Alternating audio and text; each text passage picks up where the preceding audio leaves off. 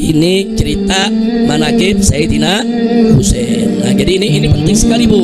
Karena sekarang ini kalau kita bicara Siti Fatimah dituduh Syiah. Kita bicara Sayyidina Ali dituduh Syiah.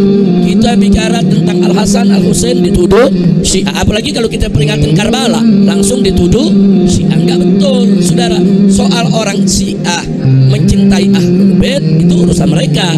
Tapi cinta Ahlus Sunnah kepada Ahlul Bait enggak kalah dengan Syiah. Soal Syiah memperingati hari Asyura itu urusan mereka dengan cara mereka. Tapi Ahlus Sunnah pun, Saudara, perlu memperingati Asyura dengan perspektif azwajah. Nah, jadi jangan sampai begini, jangan sampai ada kelompok Rafidhah, Saudara, memperingati Asyura ini hanya untuk meratapan. Sebab dalam Islam meratap gak boleh, sedih boleh, meratap gak boleh, Saudara. Itu aja.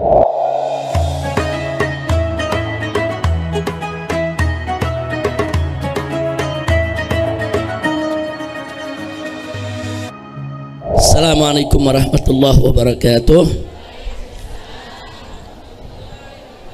Bismillah walhamdulillah wassalatu wassalamu ala rasulillah wa ala alihi wa sahbihi wa mawala. Kepada ibu-ibu semua, hari ini sengaja tadi Habib Alwi ngajar lebih dulu, Habib Hanif ngajar lebih dulu, kemudian saya biasanya kan Ustazah Najwa dulu ya. Karena saya dengan para menantu mau takziah. Jadi semalam telah wafat orang tua kita, guru saya tercinta Al-Habib Abdurrahman bin Syekh Al-Attas. Jadi jenazahnya saat ini disemayamkan di Tebet. Ba'da zuhur ada sholat jenazah dan akan dimakamkan di pondok pesantrennya. Pondok pesantrennya itu ada di Cicurai, Sukabumi.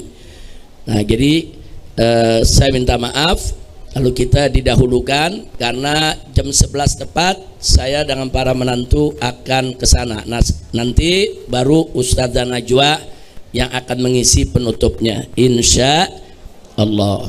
Nah, tadi Habib Alwi dan Habib Hanif sebagaimana biasa sudah membaca kitab, menyampaikan kepada kita ilmunya, mudah-mudahan manfaat dan menjadi penyebab turunnya rahmat dan barakah. Hari ini kita kedatangan tamu beberapa ustazah dari beberapa jamiah, beberapa organisasi majelis taklim. Kita ucapkan kepada mereka selamat datang. Bahkan ada kumpulan majelis taklim yang dari Aceh juga. Mudah-mudahan ini akan lebih memperkuat persaudaraan kita semua. Nah, kemudian selanjutnya Ibu semuanya diundang. Besok itu ada acara peringatan hari Asyura di Masjid Keramat Luar Batang. Mulainya dari jam 2 siang ada pembacaan zikir, doa, istighosah di makam Keramat Luar Batang. Setelah itu azan asar akan berpindah ke dalam masjid untuk sholat asar berjamaah dan langsung peringatan Asyura dengan membaca doa Asyura, manaqib Sayyidina Husain dan seterusnya sampai maghrib dan buka puasa bersama. Karena diserukan kepada semua jamaah yang besok ikut peringatan hari Asyura untuk puasa Asyura. Nah, puasa Asyura itu ibu-ibu sudah dilaksanakan oleh Nabi dan para sahabat jauh sebelum Nabi hijrah dari Mekah ke Madinah. Jadi sebelum ada kewajiban puasa Ramadan, sebelum Nabi hijrah ke Madinah, para sahabat bersama Nabi itu sudah berpuasa 10 Muharram. Bahkan orang-orang kafir jahiliyah pun juga ada yang berpuasa di 10 Muharram.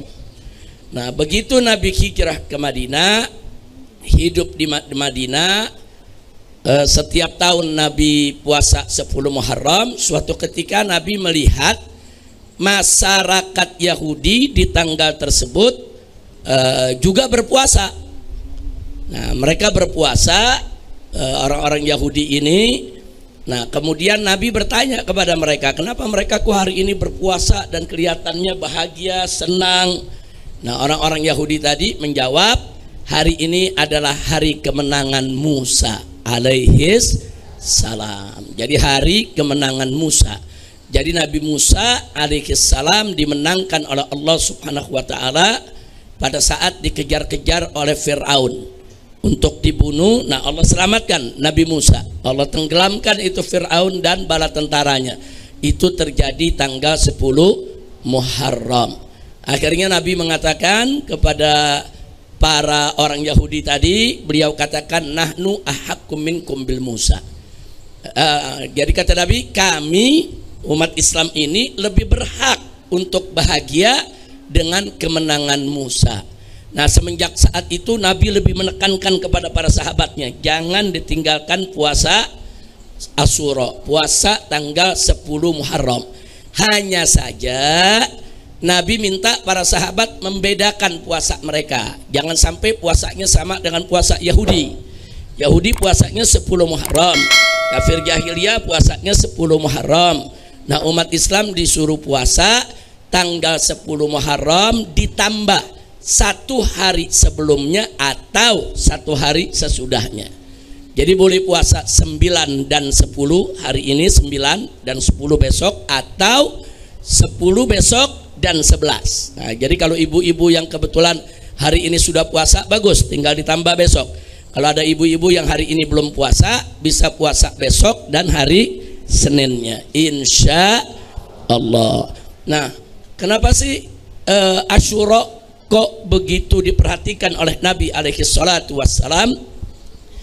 Yang pertama, karena memang di hari Asyura itu banyak kejadian penting, peristiwa besar, antara lain sebagaimana disebutkan dalam beberapa riwayat. Pertama, taubatnya Nabi Adam alaihi salam setelah dikeluarkan dari sorga dan diturunkan ke bumi oleh Allah. Nah, taubatnya itu diterima oleh Allah tanggal 10 Muharram di hari Asyura. Nah, begitu juga Nabi Nuh alaihi salam. Nah, begitu terjadi banjir bah, Nabi Nuh dan pengikutnya selamat dengan petunjuk Allah, membuat perahu besar, bahtera besar. Nah, akhirnya terombang-ambing, yaitu di atas gelombang selama lebih dari 100 hari. Akhirnya Allah selamatkan Nabi Nuh dan para pengikutnya juga pada tanggal 10 Muharram di hari Asyura. Nah, begitu juga Nabi Yunus yang ditelan, Nabi Yunus alaihissalam yang ditelan ikan, akhirnya Allah selamatkan, dikeluarkan dari perut ikan. Itu juga terjadinya pada tanggal 10 Muharram di hari Asyura. Nah, jadi kalau kita melihat rentetan peristiwa tadi, termasuk kemenangan Nabi Musa alaihis salam, juga kejadiannya tanggal 10 Muharram. Masih banyak peristiwa-peristiwa lain yang tidak saya sebutkan satu persatu, tapi sangat banyak peristiwa penting terjadi. Nah, itu yang terjadi di masa sebelum kelahiran Nabi kita Muhammad Sallallahu Alaihi Wasallam. Nah, setelah wafatnya Nabi, terjadi satu peristiwa besar, satu tragedi yang sangat menyedihkan dan memprihatinkan seluruh umat Islam sepanjang zaman, yaitu pembantaian keluarga Nabi alaihi salatu wassalam.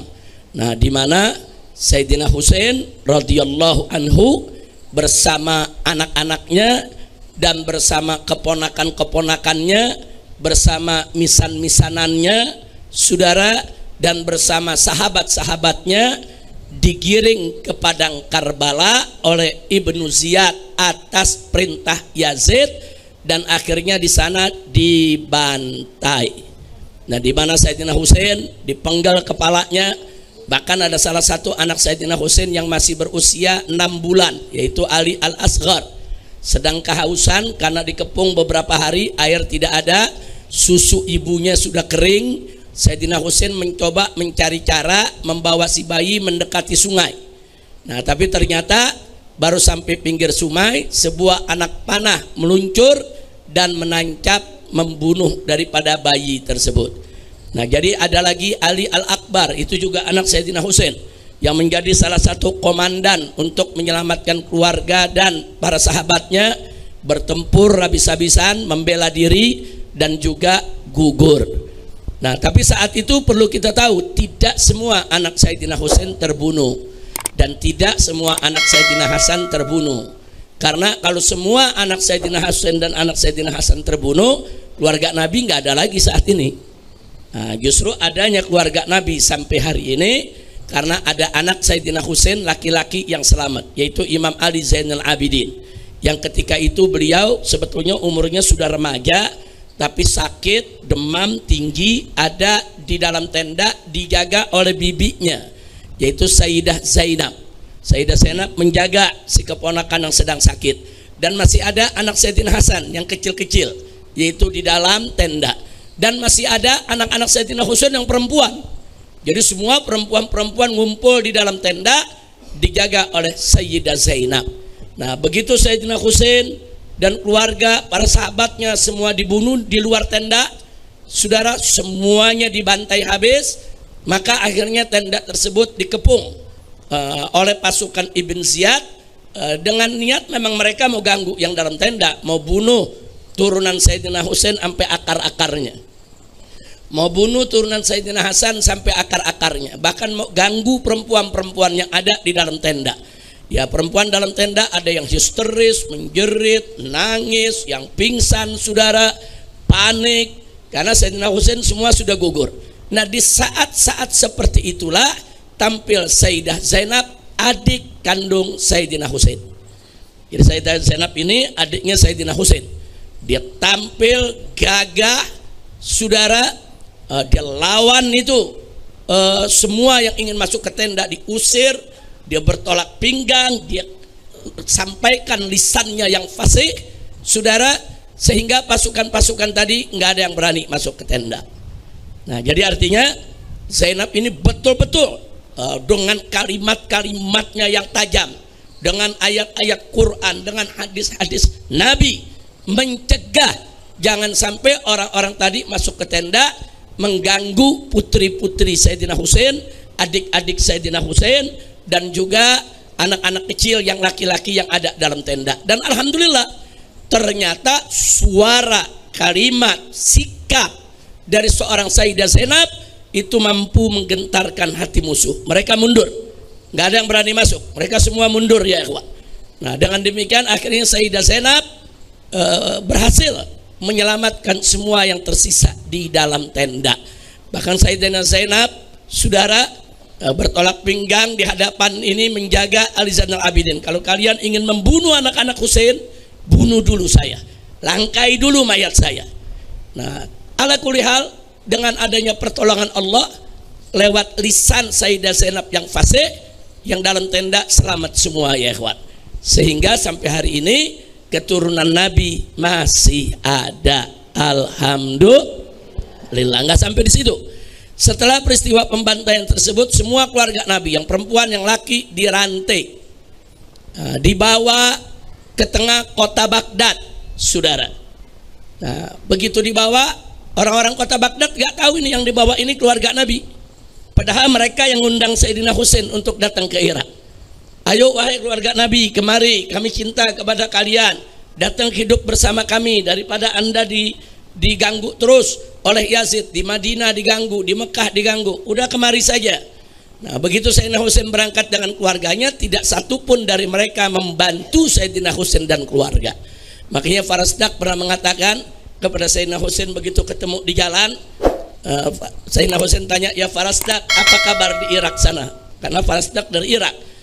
Dia mengatakan, ya Husain, qulubuhum ma'ak wasayfuhum wasuyufuhum alaik.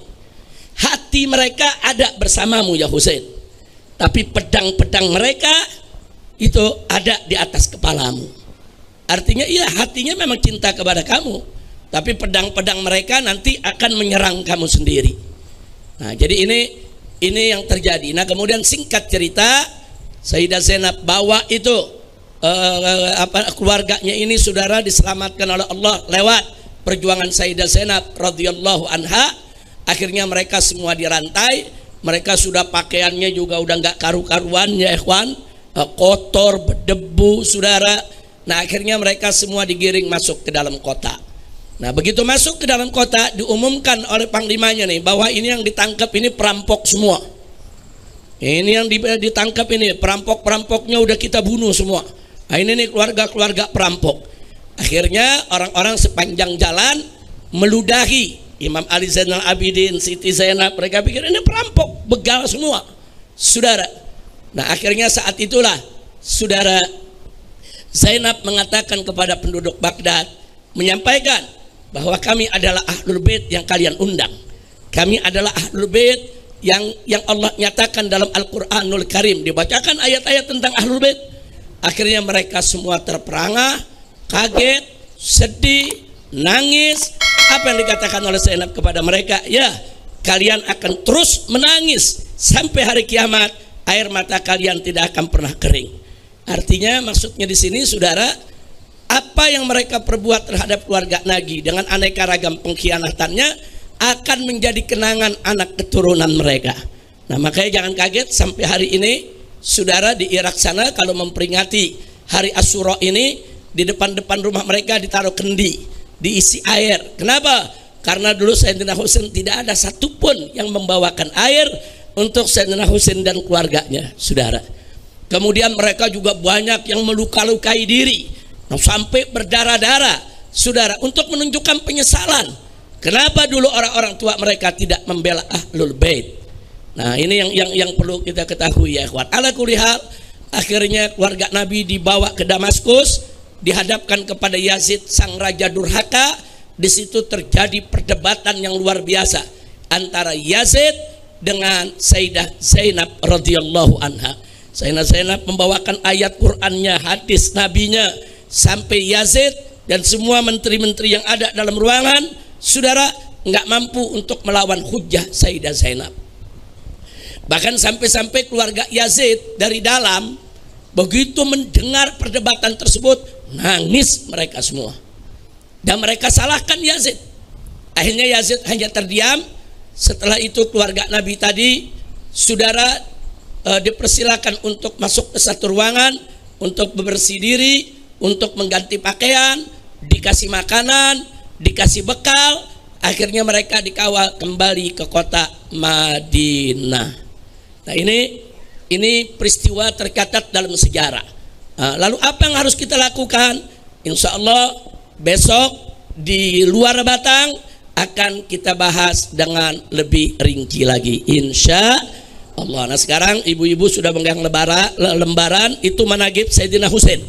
Nah kita bawakan sama-sama, dipimpin oleh Syarifah Rufaida dan adik-adik.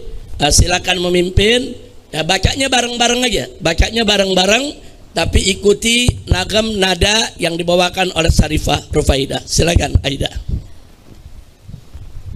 Pegang kertasnya semua sambil baca sama-sama. Jadi kalau ibu baca ini, insya Allah ringkesan peristiwa Karbala ada di sini. Insya Allah. Silakan. Inna fil jannati nahran min laban li aliyin wa husainin wa hasan li aliyin wa husainin wa hasan. Semua. Inna fil jannati nahran min laban li aliyin wa husainin wa hasan li aliyin wa husainin wa hasan. Lanjut baca bareng-bareng. Al-Husain putra Ali dan Fatimah, adik Hasan cucu Nabi Mustafa. Adik Hasan cucu Nabi Mustafa. Husain tegakkan khilafah Rashidah bersama ayah dan kakak tercinta. Bersama ayah dan kakak tercinta. Inna fil jannati nahran min laban li aliyin wa husainin wa hasan li aliyin wa husainin wa hasan. Saat damai Hasan dan Muawiyah, Jangan naik nadanya. Al-Husain tak pernah angkat senjata. Al-Husain tak pernah angkat senjata. Saat Yazid diangkat jadi raja, Al-Husain menolak raja durhaka. Al-Husain menolak raja durhaka. Inna fil jannati nahran min laban li aliyin wa Husainin wa Hasan. Li aliyin wa Husainin wa Hasan. Yazid ganggu Al-Husain di Madinah. Al-Husain dan keluarga ke Mekah. Al-Husain dan keluarga ke Mekah. Ahli Irak undang Husain ke sana untuk dakwah dan hisbah ke sang raja. Untuk dakwah dan hisbah ke sang raja. Inna fil jannati nahran min laban li aliyin wa Husainin wa Hasan. Li aliyin wa Hasan. Yazid murka ke Husain dan ashabnya, kirim bin Ziyad habisi mereka. Kirim bin Ziyad habisi mereka. Ibnu Ziyad kirim Husain ke Karbala. Mereka dibantai di hari Asyura. Mereka dibantai di hari Asyura. Inna fil jannati nahran min laban li aliyin wa Husainin wa Hasan. Li aliyin wa Husainin wa Hasan. Putra Hasan, Husain serta lainnya, banyak ahlul bait yang jadi syuhada. Banyak ahlul bait yang jadi syuhada. Allah jaga itrah Nabi tercinta. Dzurriyyah Hasan Husain tetap ada. Dzurriyyah Hasan Husain tetap ada. Inna fil jannati nahran min laban li aliyin wa Husainin wa Hasan. Li aliyin wa Husainin wa Hasan. Al-Husain mengajar umat datuknya, jangan pernah menjilat penguasa. Jangan pernah menjilat penguasa. Jangan takut lawan Raja Durjana. Dakwah hisbah jihad jalan juangnya. Dakwah hisbah jihad jalan juangnya. Inna fil jannati nahran min laban li aliyin wa Husainin wa Hasan. Li aliyin wa Husainin wa Hasan. Husain sabar, tegar, tabah dan gagah. Husain cerdas, tegas dalam sikapnya. Husain cerdas, tegas dalam sikapnya. Husain berkorban membela agama. Husain uswa kedua umat datuknya. Husain uswa kedua umat datuknya. Inna fil jannati nahran min laban li aliyin wa Husainin wa Hasan. Li aliyin wa Husainin wa Hasan. Jangan pernah meratapi Karbala. Jangan juga meratapi di Asyura, jangan juga meratap di Asyura. Ambillah hikmah tragedi Karbala, pompa semangat juang di Asyura, pompa semangat juang di Asyura.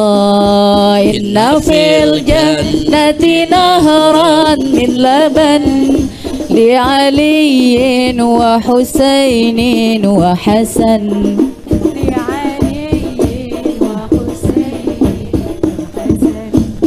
Nabi ajarkan Quran dan sunnahnya, Nabi wariskan Quran dan itrahnya, Nabi wariskan Quran dan itrahnya.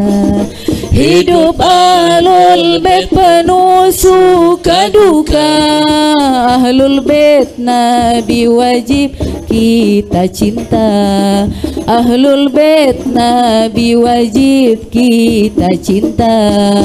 Inna fil jannati nahran min laban li aliyin wa husainin wa hasan, li aliyin wa husainin. Istri dan dzurriyyah Nabi Mustafa, semua Ahlul Bait Nabi tercinta, semua Ahlul Bait Nabi tercinta. Kerabat dan sahabat Nabi mulia, saling menyinta sesama mereka, saling menyinta sesama mereka. Inna fil jannati nahran min laban li aliyin wa husainin wa hasan, li aliyin wa husainin wa hasan. Ya Al-Hasan Sayyiduna, ya Al-Husain anta Sayyiduna, ya Al-Husain anta Sayyiduna, ya Al-Hasan anta imamuna, ya Al-Husain anta imamuna, ya Al-Husain anta imamuna. Inna fil jannati nahran min laban li aliyin wa husainin wa hasan, li aliyin wa husainin wa hasan. Sallu ala nabi. Jadi memang barusan bacanya ada beberapa yang macet karena ini memang Aida dan adik-adiknya baru tadi pagi terima ini Bu ya. Bukan dari kemarin, baru tadi pagi terima, jadi ngimbang-ngimbangin itu suara, tapi sudah bagus, Masya Allah. Dan ini juga nanti di luar Batang besok juga akan dibacakan, di taklim Ahad pagi juga akan dibacakan. Jadi ibu simpan, ibu baca, ibu bisa bawakan di rumah masing-masing.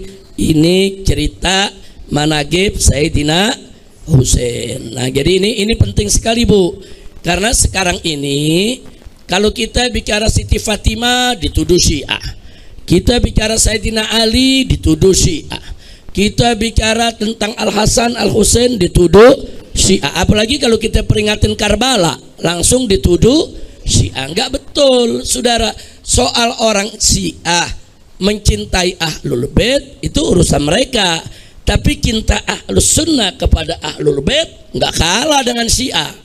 Soal Syiah memperingati hari Asyura itu urusan mereka dengan cara mereka, tapi Ahlus Sunnah pun saudara perlu memperingati Asyura dengan perspektif aswaja. Nah jadi jangan sampai begini, jangan sampai ada kelompok Rafidhah saudara memperingati Asyura ini hanya untuk ratapan.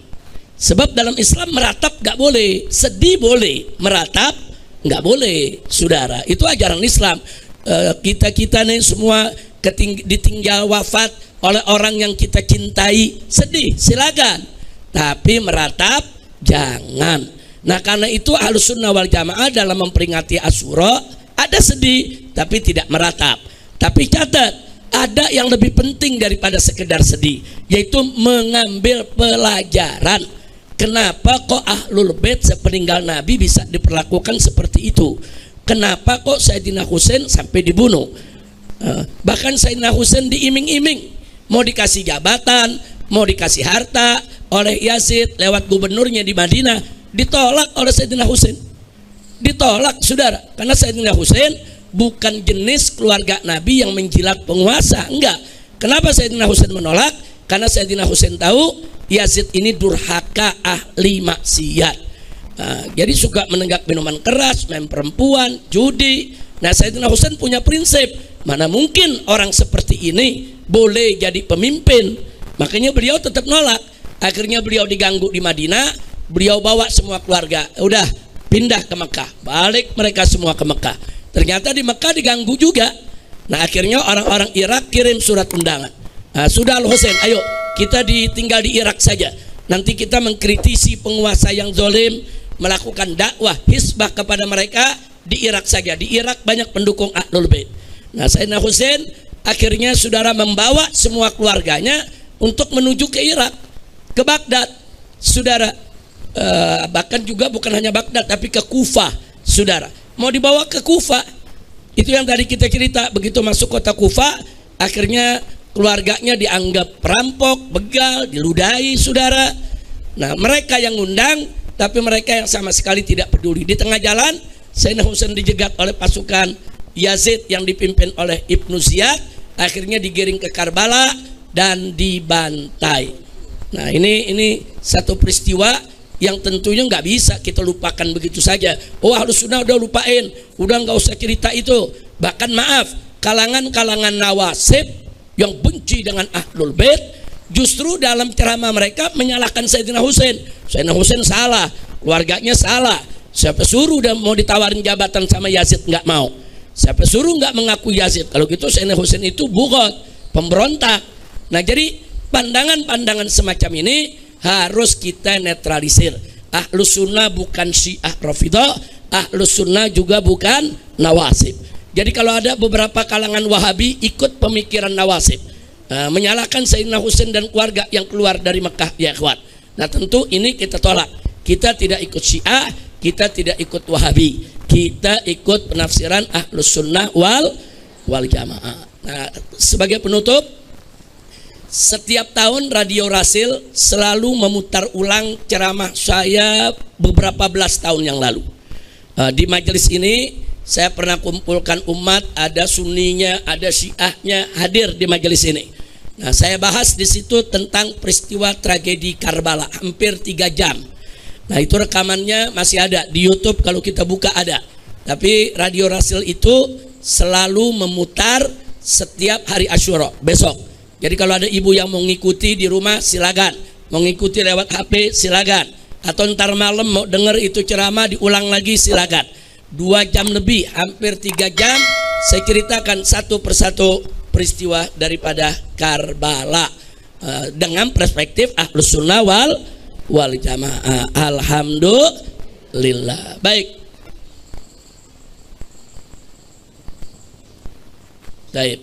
Baik, saya pikir saya cukup sampai di sini.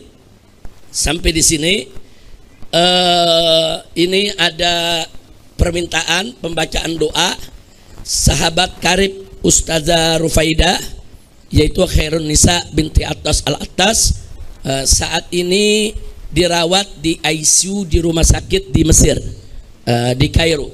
Sedang ada di sana dirawat di ICU. Kita doakan Allah subhanahu wa ta'ala an yasfiyaha sifaan ajilan syamilan kamilan bikulli lutfin wa khairin wa afiyah wa ila hadratin nabi sallallahu alaihi wasallam. Al-Fatihah.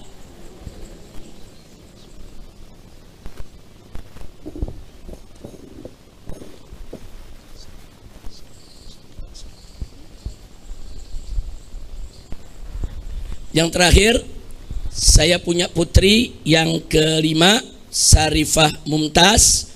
Sejak semalam sudah ada di rumah sakit untuk melahirkan. Jadi sampai tadi pagi masih pembukaan 1. Dulu juga lagi pengajian ibu-ibu dia. Tanggalnya juga sama, tanggal 5 lagi. Saudara, dulu juga lagi pengajian ibu-ibu. Begitu dibacakan Fatihah langsung keluar itu anak. Nah sekarang rame-rame kita bacakan suratul Fatihah agar Mumtaz saat ini dimudahkan oleh Allah melahirkan. Selamat ibunya, selamat anaknya, dan dijadikan oleh Allah sebagai anak daripada yang soleh, yang dijaga, dilindungi oleh Allah Subhanahu wa taala. Amin ya rabbal alamin. Ala hadhihi niyyah biniyati taysir wa tashil fi wad'il hamal. Allah Subhanahu wa taala an yassir wa la yu'assir wa ila hadratin Nabi Muhammad sallallahu alaihi wasallam bisirril Fatihah.